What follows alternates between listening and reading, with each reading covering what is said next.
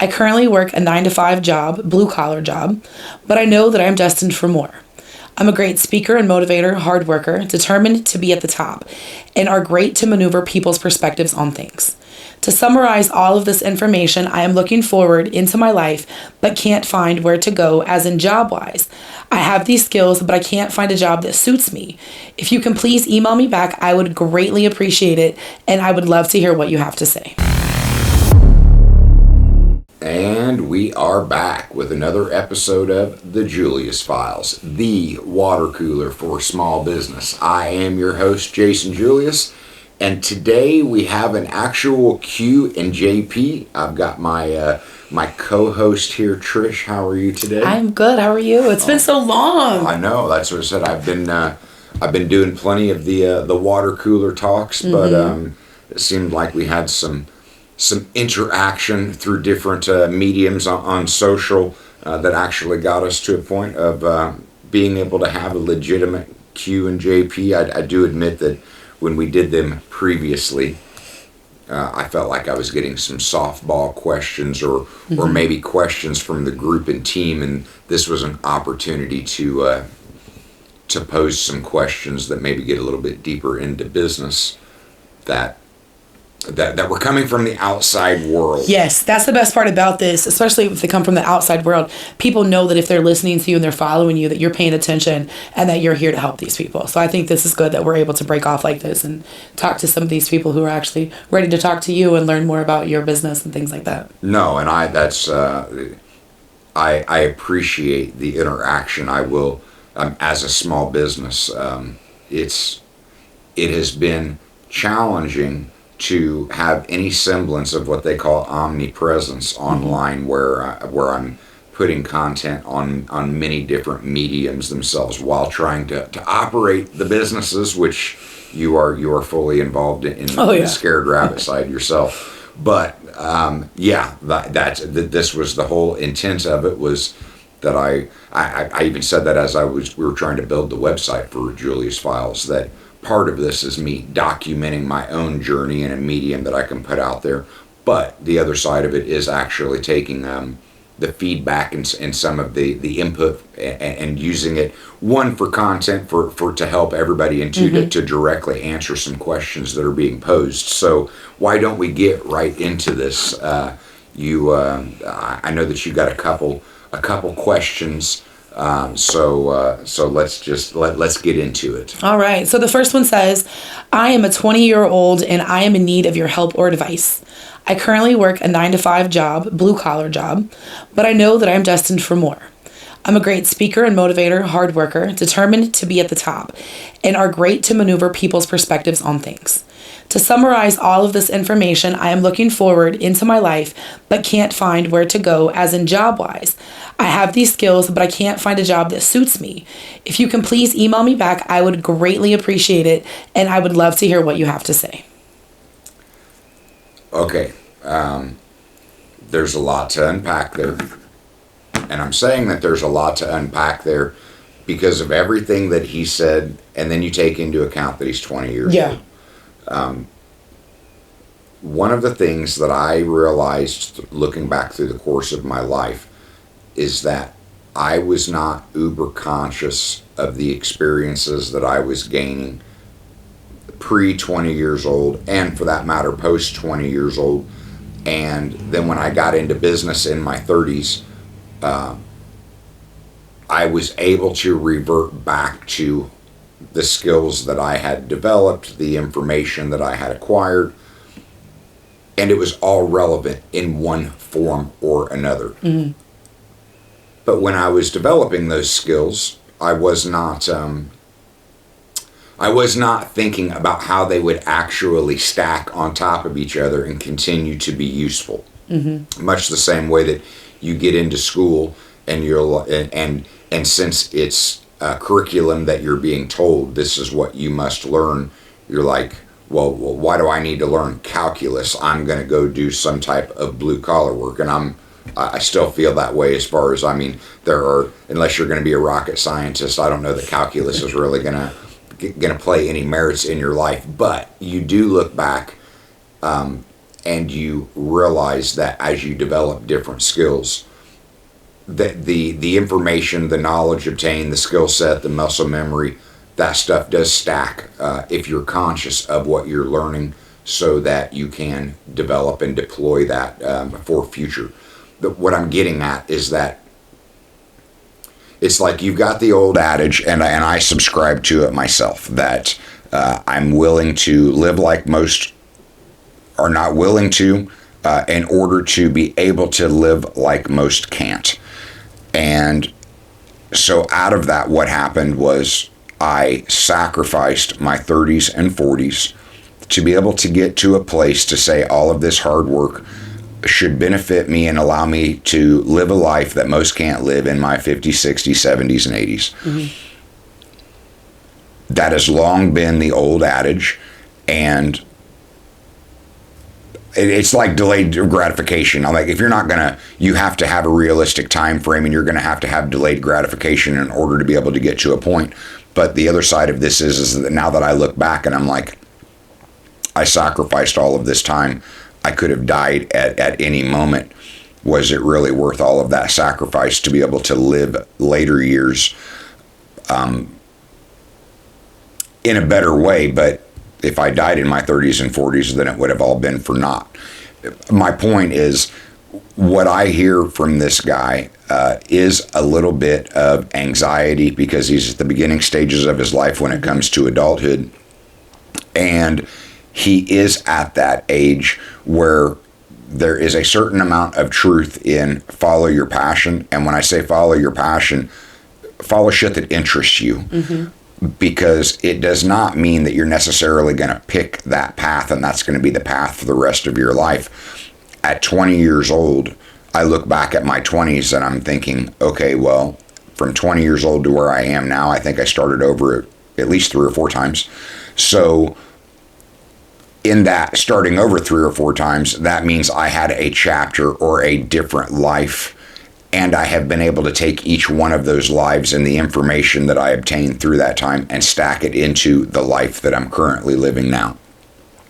So when he says that he is a good speaker and a good motivator, okay, well, the first thing I'm going to tell you is, from my personal perspective, don't get into speaking and motivation because you're 20 years old and you haven't learned anything yet to actually be able to put any type of credibility behind it.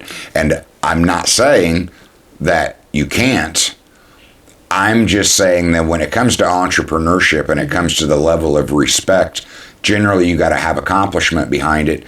And there's no accomplishment behind being 20 years old. So it can be a goal or a target in your future, but you've got to look at developing some type of credibility, which comes down to age, experience, wisdom that you can attach to it. One of my business coaches is in fact a coach, and I mean, he stayed in coaching, but that was because he was involved in girls basketball coaching, and he literally led them to many wins. So he was able to parlay that coaching into being a business coach. But most people that want to get into business coaching, but they've never actually experienced business, mm-hmm. It's a harder road because you don't have any credibility behind it. So all I'm saying is, at 20 years old, there's a little bit of fortune telling. You're going to have to look out into the future and say, okay, what is on the horizon? Because I'm not going to deny, I was at an age, you were at an age where we could have looked forward and said, the internet is going to be this huge, mm-hmm. massive thing. And at younger years, we could have thrown ourselves into coding and all of the things that make up the internet, but we didn't. Yeah. Same way I look back and say, I struggled all of these years in business. And at any point, had I just peeled off a couple $1,000s and threw it into cryptocurrency, I probably wouldn't have struggled for near as long as I did struggle. So it is at least being conscious of looking at the upcoming trends and trying to either be current with them or potentially get out in front of them. But it is still what I'm trying to get at when it comes to a 20-year-old is that adjust your expectations, because no matter what you do, there's going to have to be delayed gratification involved, which means you're literally going to have to put effort into what you are doing. And have a realistic expectation that it's not going to come overnight. It's just like I really believe anybody can be a millionaire, and you can do the right things to manifest becoming a millionaire, but you're not going to decide you want to be a millionaire today and wake up tomorrow and be a millionaire. That's like that. The shit's just not going to happen like that. But at 20 years old, like at no other time in history, you can develop a side hustle. So if you're a good, hardworking, blue-collar guy, which I was, and I still remember my first attempted side hustle was, it was a company called Interlinks. And it was back when we had the fight over long-distance charges. And as I remember, Interlinks was a long-distance platform that got you 6 cents a minute. But it was my first venture into multi-level network marketing and sales, networking. So I guess let's just say it allowed me to wet my beak in the entrepreneurial field. But that's also while I was working my full 40, 50, 60 hours a week at Chrysler. And it was my first attempt at a side hustle. My second side hustle was to get into buying truckloads of rejects from places like Pier 1 and other places, and you would buy semi-truckloads of that stuff. And first you would try and unpack that truck and at your garage sales and whatnot, try and sell retail. And then what you couldn't sell retail, then you would gather it all back up, and then you would run it through an auction, because by buying a semi-load, you're trying to buy it for little pennies on the dollar. Then you're trying to turn it back into a semi-retail to recoup most of the money, and then you had all this product left over, and your hope was that you would take it to an auction and you would get more pennies on the dollar than what you paid for it by buying the semi-truckload itself. Because I was willing to try anything, because back then I was trying to figure out. I knew I had an entrepreneurial spirit, but I didn't know exactly what I wanted to do. There were other people that I saw being entrepreneurial, quote unquote. So I got involved, and much like my when I got into the stock market, where that they say it takes money to make money. Well, generally what I'm getting at is that you learn more through pain than you do success. So I learned a lot about multi-level network marketing due to the pain of rejection of everybody being like, I don't want to hear your spiel because I know what multi-level network marketing is. Did you have to call, or did you actually have to no, go out on the beat? Yeah, no, this was like, you got to use your network, and you start with your friends and family, and you go to them and talk about how you got the next greatest thing, and you can save them money on the long distance, and you just need to sign them up so that you can get your commission cut. But yet, and ultimate, you're expected to go sign other representatives up so that you can start developing the tree underneath yourself. But the point is, when you're going to get into entrepreneurship, I would say that one of the first things that you have to get comfortable with is rejection. People are going to tell you no. But sooner or later, you have to get over that fear of putting yourself out there and getting comfortable with no and figuring out how to overcome no. And then there are books that are written where they tell you that, like, you want to start with no, because once you've established that you're starting with no, then it's just figuring out how to turn it into a yes. And I remember when that actual business was falling apart, and some of the leaders came to me and they were like, you're still signing people up, so we wanted to talk to you. And I thought I was big shit in my 20s that these guys are actually approaching me. But I mean, it was a joke. The point is, it was a learning lesson. I learned from the experience to be able to apply it to the next. And at 20 years old, you can try anything and not overly beat yourself up about it failing. Or at this point in life, I am a big proponent of not quitting, because ultimately quitting is where the actual failure is. But in your 20s, well, I mean, generally speaking, you're probably going to quit several things. You're still developing yourself. You're still finding your own way. You're still developing your character. So the best real advice that I can give to this guy, and I know I didn't want to hear it, My son didn't want to hear it. 90 some odd percent of this world does not want to hear it in today's day and age, mainly because you have so many ways to be distracted and so many ways for different things to pull your attention. But read a damn book. And I'm saying it like that because I feel like it's a lost art for accumulating information. So few people read books anymore, and I was horrible in school. High school dropout, I didn't want to read because they were telling me to read. When I picked up books was when I became interested in a topic, so I started seeking out authors and people that wrote specifically on that topic. Then I got fully engaged in the actual reading because I was consuming information and gaining knowledge that I wanted to consume. When I got into the stock market, I wanted to understand this beast that was a stock market. Me hating to read, I went off on a tear and probably read 20 books on the stock market because I was watching CNBC on a regular basis, and I wanted to start off by understanding terminology, then trying to understand what the monster of the stock market was. But it was through watching CNBC, consuming somebody else's content, and by reading massive amounts of books. Again, consuming somebody else's content, but more in a specialized way on the topics that I wanted to consume. Because first off, I remember, I think her name was Maria Bartiromo, but she was a CNBC personality, and then she wrote a book. So I'm like, okay, hey, I'll read her book.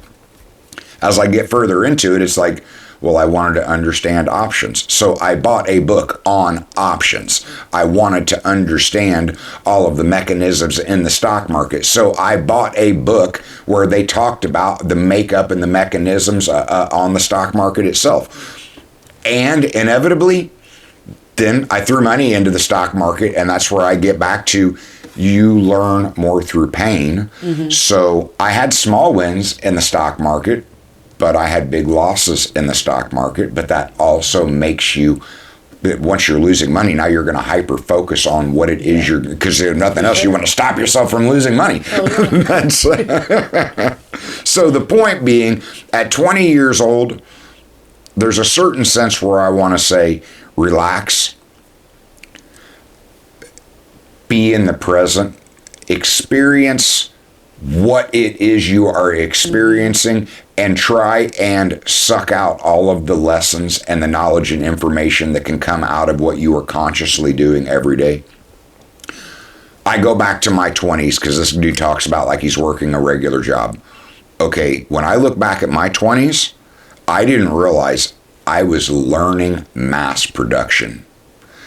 I was doing mass production. I was doing my piece of it. But when I look back, I was a cog in the wheel of an assembly line that was building thousands and thousands of transmissions every day. So from this perspective, I'm able to look back and not just remember the job I was doing, but remember the actual bigger picture of what mass production looks like. So whatever your blue collar job is, whatever job you're performing a task, you're performing a piece. But if you zoom out to the 30,000 foot view, what is it that you're participating in? What system is it that you're participating in? What can you learn from that overall system?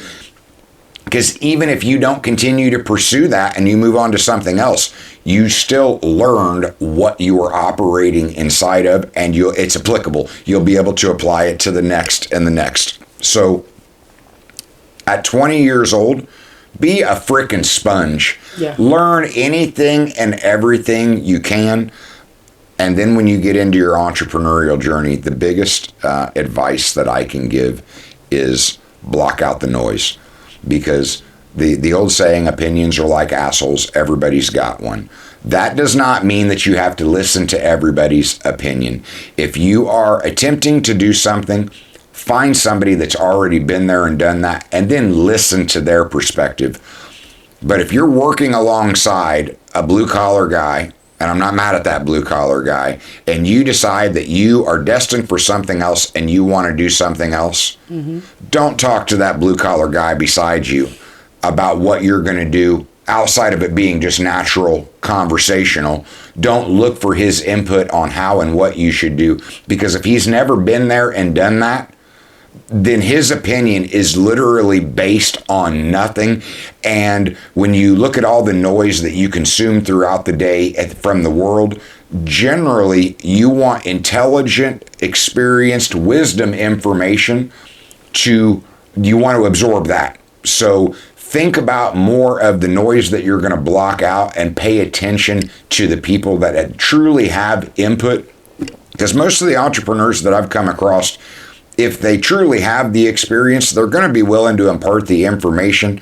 And then half the time when you're like, well, Joe Schmo beside me says that this is okay. I mean, I'm just being honest. You're going to annoy the entrepreneur because if he's been there, done that, he knows that's just more hot air from somebody being a Monday morning quarterback or a backseat driver, that they don't have the actual experience to know what is true and what is false. So that's why I go back to books. Generally, a book is somebody that has been there, done that, and they've chosen to become an author because they're an expert and they want to impart their knowledge and wisdom. And I cannot remember a book that I've read that did not lead to suggestions of other books to read. And generally, you're reading from expertise, knowledge, experience, wisdom gained. And that is the information that you want to put relevant attention to, actually paying attention to, not the noise of every other Monday morning quarterback that says, well, if it was me, okay, I only am interested in the if it was me from somebody that has already been there, done that, not from somebody else that's just working beside me, doing the same job I'm doing when I know that I want to do more than that job in my life. Well, also, just to kind of piggyback off that, you've said this 1,000 times, and now, like, I try to practice this as much as possible. Don't be the smartest person in the room. Absolutely. Find somebody that you know who is doing what you want to do and talk to them. Befriend them. Understand what they're doing and what they're going through, just so that way you don't have to copy them, but you can see what they're doing wrong.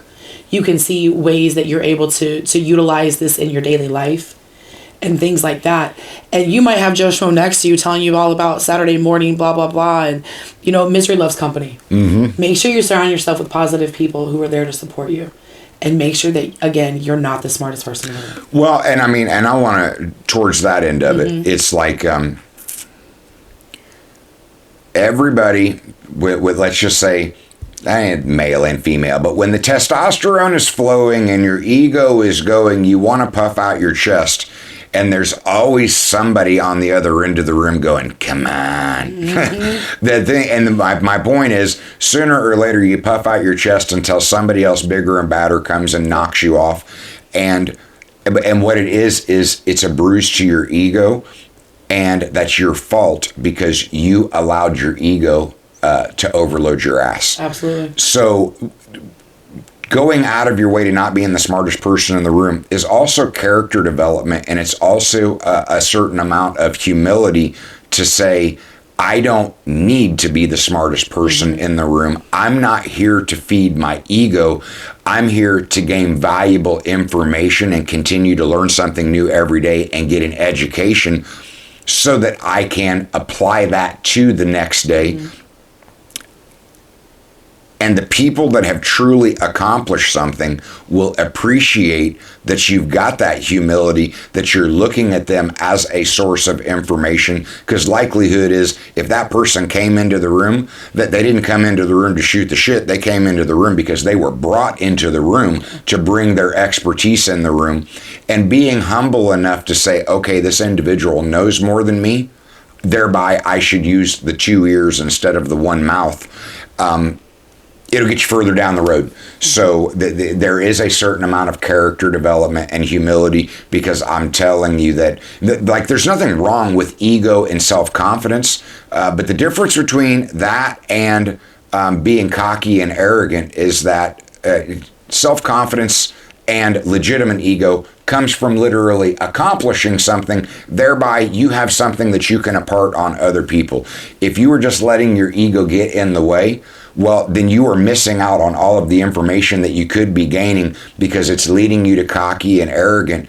And then somebody is eventually verbally going to put you in your place. They're going to call you on your shit, and then you're going to be discovered that you don't know half of what you think you know. And if you want your ego bruised, talk that smack around somebody that actually knows, because whether they do it maliciously or just from a state of being, been there, done that, they're going to make you feel about this big, and you will have brought that on yourself because you tried to walk in arrogant, cocky, and full of yourself. Yeah. When the biggest success out there is through your actions. The people that are putting out the words that are worth listening to you, generally they're going to talk to you about their failures, their mistakes, their lessons learned, and their true entrepreneurial journey itself. So yes, going out of your way to put yourself in a room where people that are smarter than you, that's how you learn. That's how you get ahead. And that's how you network with people, because if somebody is in the room actually imparting knowledge on you and you are intently listening and you're keeping your ego in check, well, then as you start moving forward with your own actions, they're going to remember you. And if you come in there acting like you're on their level and you know what they know, guess what? They're gonna remember you. Yeah. So the point is, make sure you have a good reason to be remembered. Yeah, I think because that's the other side of it, is that, I mean, about like trust and respect. I mean, it take a lifetime to build, and you can tear it down in minutes. But that's the point: is most people not thinking about, okay, I'm building respect, rapport, reputation. Do it in a humbler manner, because again, at 20 years old, I'm just being honest. You haven't accomplished anything. I hadn't accomplished anything at 20 years old either. I was just willing to get my hands dirty, and I was willing to work harder than the average guy. Okay, it's understanding there's going to be delayed gratification there, and you're going to have to put in 5-10 years worth of work and development and seeking and absorbing information before you're actually going to be able to apply it to anything. Combine it with good character, with a reputation that you have been built to produce a successful end result. Because I am generally the one to make by and large statements. So I'm not going to deny that there are the lucky few that strike gold in their early 20s and they make millions of dollars and they can walk around like their shit don't stink, and somehow they're able to make it through the generations or through the decades of life holding on to that. That is not the by and large. That is the outlier. That is the one where that luck and chance and opportunity just happen to, that's more of that Big Bang theory in itself. The vast majority of us are going to fail 1,000 times, but it's that we keep getting back up and keep coming, because every time we fail, we go through the wreckage and the rubble, and we find the mistakes and we find the lessons, and that's new information to apply to the next time that we're going to make a run at a new opportunity. Yeah. Okay. Let's move on from that. I don't know if I've truly answered that guy or given him the best answer that he was looking for, but I gave my answer. I gave my perspective. I think it's a pretty good idea. I think you explained it pretty well. So the next one says here, how did you become successful? I would like to hear your story on how you view being successful and what you did that worked for you and you could add. Wow. I mean, I want to start off by saying that success, and the word success, is very subjective. I think that it's a personal thing to each individual, and so many people, guilty myself, of trying to define what they think other people look like or look at in terms of defining success, and then you try and chase that because you want other people to view you as successful. In the end, your success and what that looks like should truly be by what makes you happy. Yeah. And I'm saying that because success does not necessarily mean a lot of money in the bank. It does not necessarily, like, there are many people that'll say, well, I always wanted a wife, a car, 2 kids, White House, white picket fence. That's what success looks like to me. They get to that and all of a sudden they puff out their chest and they're like, this is success. I take nothing away from those people. It is that how you define success is your own personal journey. I have been in business for 18 years. I had people that looked at me like their definition of success in year 1, in year 5, in year 10. And I can be honest and say, internally, because I knew that 9 out of 10 fail in the first year, and of the one that makes it, 9 out of 10 fail in the first 10 years, meaning 99 out of 100 people that decide to get into business end up failing / and or quitting in the first 10 years. I did not view myself with any type of true level of success until I broke 10 years. Mm-hmm. Because in 10 years, I was like, it does not matter how much money is in the bank. To me, I became a 1%er because I was that 1 out of 100 that had actually made it to the 10-year mark. And I was in a position where I knew year 11, 12, 13, 14, 15 was actually going to come. So it wasn't that I got to the 10-year mark and now I made it and I'm going to die. I knew that at the 10-year mark, I had made it and I had learned enough to be dangerous in order to make the run at the 15 and the 20-year mark. Initially, that was how I viewed success because I knew that entrepreneurship is about beating the statistical odds and the deck is stacked against you. So in that respect, I'm successful. Mm-hmm. I look at myself and then I look at other people. I've been in business 18 years. So when I look at other people that are online personalities that are out there, and I know that they've been in business 18 years, they're way further ahead than I am, which is where I have dealt with imposter syndrome, because I look at myself and that's that internal demon that you battle with. And generally I'm pretty good friends with my demons. I've gotten comfortable with them. We coexist in my brain. But I will beat myself up from time to time saying, you big dummy, you made this mistake at year 1, year 5, year 10, year 15. Had you not made these mistakes, your scorecard would be a lot further along and you would be more equally comparative to the people that you have respect for, the people that you're consuming their content. And I look at myself and say, well, I should be there. Okay, well, here's the problem with that. Everybody starts from a different place. Some people start from having $1 million to work with and moving forward. Most, I think, are like me, and they literally start from nothing and come from nothing. In that respect, I am proud that I am an autodidact. I am self-taught. Now, I'm not going to sit here and say that I'm self-made, but I am self-taught. But then we get into well, where did your inspiration come from? And I'm going to be honest, my inspiration initially, outside of the loss of my son, when I chose to create Coffee Junkies, my inspiration came from, I saw Starbucks was out there able to sell a cup of coffee for $4, and I'm like, okay, you cannot tell me you cannot find a profit in that. That was and it's coffee. I'm like, okay, I don't know anything about coffee, but I know coffee's pretty simple, so I can learn how to actually make coffee. But I'm gonna be honest with you, I started my journey in Kokomo, Indiana.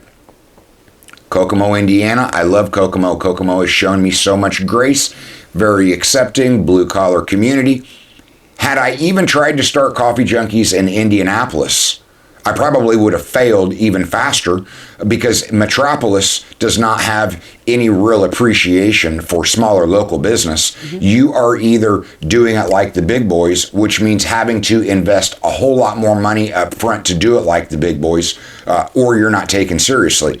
But on a grander scale, I live in Indiana. Like, if somebody that was me and they live in Oregon or New York, it's different. Like, your starting point is different. I mean, somebody that was born across the pond, their starting point is different. And all I'm saying is that comparing yourself to others is the quickest way to get in your own head and be your own worst enemy. I feel like you are where you're supposed to be right now. Yes. You've done whatever it is to get you this far. You may not be as far as where you want to be, but I feel like that's a goal that you have. And I feel like with the certain people behind you, you're able to get that goal. Well, and that right there is, I mean, because you get into the team building, because in order to truly have a business be chasing its potential, you're going to actually have to scale. In order to scale, you're going to actually have to scale with people. In order to scale with people, you're going to have to be able to get all of those people to jointly work together to move a ball in the same direction. It's tough work. And entrepreneurship is like herding cats. Yep. And but believe what you want to say. That's just the truth of it. But the point that what I'm trying to get back to is that success is subjective, and don't compare yourself to other people. The old saying, don't forget to smell the roses. It's a very real statement, because you look at America, what are you guaranteed the right of? The right of the pursuit of happiness. Quote unquote, happiness is not guaranteed. You just have the right to pursue happiness. What most people miss is that the happiness is in the actual journey. I mean, there's so many statistics where they look at the dopamine hit and the anticipation, and I'm sitting here saying, well, you get right down to your most basic level. If you are thinking about having sex with somebody, like your juices are really flowing, you really want it. It's the anticipation, it's the courting, it's the journey, it's the blood is flowing. After you have sex with that individual and you've had an orgasm, you're past it. Like, you got what you wanted. Mm-hmm. It's the feeling is not the same. The high, you just came down from the high. And what I'm getting at is the truly enjoyment was in the journey and in the courting that led up to being able to actually have the event itself. Yeah. Once you're actually having the event, it doesn't feel the same as the invigoration that you felt in the journey leading up to the actual event that you were trying to have. Mm-hmm. People forget that they're like, okay, I can't be happy until I've got $1 million in the bank. Oh, I can't be happy until I've slept with this girl. Mm-hmm. Okay, well, there is a whole lot of happy to be had in the courting and the foreplay of playing, because when you get to the point where you're actually able to have the girl, okay, you orgasmed. Your adrenaline comes down, the dopamine flushes out, and the serotonin rushes in. It's not the same feeling. And if it's well, I'm not going to be happy until I have this girl, where you are missing all of the pleasure in the courting and the foreplay that leads up to the event that only lasts seconds. And then it's like, well, I accomplished it. Now what? Some people are like, okay, I got to move on to the next. Mm-hmm. So they end up just... It's that chase. Yes. That it's but it's finding the joy in the chase and realizing the joy to be had in the chase is a lot longer of an experience than the actual capturing, I guess is what I'm getting at. And then when you get into business itself, most people... in your mind, when you're dreaming and thinking about hitting the lottery, it's like, if you think about hitting the lottery of $100,000, it's, ooh, I could do this, but I couldn't do this, this, and this, and this, and this. So now I got to think about, well, what would be if I hit $1 million? Well, I could do this, but I couldn't do this, this, and this. Well, $10 million, $100 million. And what I'm getting at is people have it ass backwards. Your returns as you're building diminish. Mm-hmm. There is almost nothing the difference between having 100 million and having $1 billion, that it is a scorecard, because there's virtually nothing that you're going to be able to go out and obtain because you have $1 billion as opposed to 100 million. Yeah. So let's look at that backwards. If you're at 100 million to 10 million, there's really not much difference. There are some things that you can't have at 10 million that you can have at 100 million, but you could probably have 90% of everything you want between that. Well, having $1 million and having 10 million, there's just not a lot of, there are things that you can have at a 10 million that you can't have at $1 million. but most of what you want is there. So when you look at success as a whole, I'm like, yeah, your goal is to get to 100,000 and then to get to 1,000,000. But by the time that you get to 1,000,000, now you're talking about you're in the top 4%. You get to 5 million, now you're in the top 1%. You get to 10 million, there's just not much that you can't have. And I'm not saying that you shouldn't want to keep going. But it's according to what's important to you. What are your values? How much truly is enough in your own life for what you want out of yourself? Because jumping from 10 to 100 is a huge diminishing return. Jumping from 100 to 1,000,000,000 is a huge diminishing return. But what is in there is a whole bunch of decisions, responsibilities, and potholes that you could very well fall in that could wipe it all out. And everything I know says that somebody that is incredibly wealthy, their biggest fear is losing it all. So what does success look like to you individually? Don't worry about what success looks like to somebody else, because you're not living their life. They're not living your life. You don't have to walk in each other's shoes. You got one life to live here on this earth. No matter what your feelings of God is, like this, your days walking on this earth, and through circumstance, those days could end at any moment, because you could be hit by a bus tomorrow, and you just never know. So appreciate the journey itself, define what success is for yourself, and go after it, and understand anything worth having, there's likely going to be delayed gratification, and it's going to be a lot harder to obtain than what you ever fathom. And it is about not quitting. And that's true. Very true. Yeah. You got to stay focused. Okay. All right. I know that there is a third, so let's get to this third, and we will wrap this up. All right. So I'm looking through here, and he says, what kind of business are you even talking about? Sounds like a psychiatrist trying to teach a family to get along. He says, if you want to build a business, start caring about your customers and products, make money but leave room for good deals, carry insurance, get agreements in writing, be friendly. And if you're having a bad day on meeting days, call them to be truthful as to why you are calling it off. So this creates a relatable trust. Use common sense, because we all have things in common. Good luck. I'm a contractor. And I remember that he said that, because I know that I fired back. I fired back because I mean, part of, like, again, we're making by and large statements. So by and large, the vast majority of people that enter entrepreneurship are never going to get to $1 million. An even smaller percent are ever going to get to 5 or 10 million, or you see all of the talking heads that are out there that they are already in the 50, 100, 500, and billion.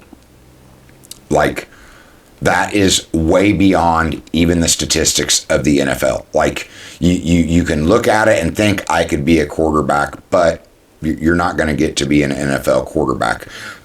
By and large, because of all of the pitfalls and all of the mistakes that you can make in your entrepreneurial journey, most will never see $1 million, much less 5 or 10 or 50 or $100 million. Why? Because it's that freaking hard. And everything that he said, they are true principles, but you're not doing anybody any favors by trying to paint it as simple as that. Because even if it was just as simple as what he said, you still have to execute that shit 365 days a year, every single year, to put food on the table. Because if you are a contractor, there is no one project where somebody comes along and says, I'm going to pay you for this one shot $10 million. And after you clear this one project, you're set up for life. So you just have to follow the principles that he said just this one time, and you're set up for life. I believe in eyes wide open. I believe in accountability, which means you have to own your shit no matter what direction that you take in life. So I'm not going to sit here and tell you that it's easy. Like, I can legitimately tell you, I was a union rep in Chrysler, representing 500 people. It was through 6 departments. It was the biggest district in the actual local. I was the in-house counsel, the first level that if there was ever a violation or a problem, they came to me. While dealing with a twin son that had cancer, having his brother, his mother, and his sister that I had to deal with. And when I got into entrepreneurship, I thought, I can do this. What I just went through is the hardest thing that I would ever have to do in my entire life. And I'm telling you, the 3 years of doing that is not shit compared to entrepreneurship. Entrepreneurship is way harder, and the process and the principles might be simple. The difficulty is in the execution. Because about like any business, you start a business, you are supposed to execute that business every single day for an extended duration of time. So just trying to summarize everything and say, oh, to be in business, it's real simple. Just do this, this, this, and this, and this, and you're golden. Quit trying to make it complicated. Yeah. Bullshit. It is that complicated. It really is. Partially because it is like herding cats. You have all of these different personalities that you have to get to work with each other. All of these different quirks in their personalities, because everybody has pet peeves and everybody has ways that other people get under their skin. And if you're trying to build a business, you've got to get people to work together. And the people are that X factor that you can lay out a perfect process and then you bring in 10 people, and even if you've got a great process, they're all going to execute that process in their own way. And then getting them all to work together to execute that process is another level of complexity. So I'm just simply saying, don't bullshit people, because it is about accountability. And like, you made the decision. That's where like the hardest that this business has been. I will get people that when I'm just simply talking about some of the things that I'm going through, the best is that I'll get empathy. The worst is that I'll get sympathy or pity, and I'm the first one to say, I made my bed. I'm not asking for your sympathy or pity. I put myself here. I know I did this to myself. This is a product of decisions that I've made. And it's that accountability and not being a victim and not having the entitlement mentality and not knowing how to quit and willing to be stubborn is how you get through that entrepreneurial process and get through to the actual other side. So anybody that's trying to say it's simple, they are blowing you a load of shit. It is not that simple, because it is in the execution. It is about delivering a consistent result for an extended amount of time. And that is a whole hell of a lot harder than it looks, because you have so many ways you can fail, so many groups of, you can fail with your employees, you can fail with your customers, you can fail with the government, you can fail with your vendors, and any one of those failures leads to a cascading effect that affects the other groups of people that as an entrepreneur, you have to be willing to coordinate all of them. So the silver or the magic answer is that there is no silver bullet. It is everything. And as an entrepreneur, you have to be able to do everything well. And you have to be right more than you are wrong. And as an entrepreneur, when you get to any type of volume of business, you are going to legitimately have 50 to 100 decisions a day.